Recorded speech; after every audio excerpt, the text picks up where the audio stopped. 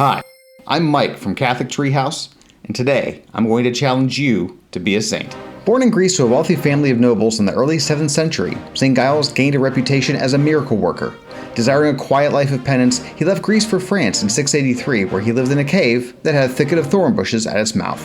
One day, a king and his hunting party chased a deer into the thicket. Someone shot an arrow into the thicket, hoping to hit the deer, but hit Giles' leg instead. The king sent doctors to treat him, and once word of the holy hermit spread, he was once again sought after for his guidance and miracles. The king built a monastery for St. Giles, who served as his first abbot.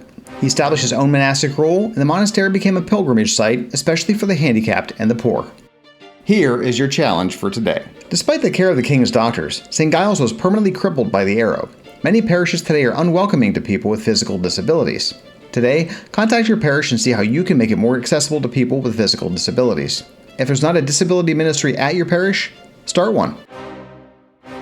The Saint Challenge is brought to you by Catholic Treehouse. Find out how you can support the Saint Challenge with a monthly subscription or one-time contribution at thesaintchallenge.com or catholictreehouse.com. If you're enjoying the Saint Challenge, challenge a friend to join you. Together, let's be saints.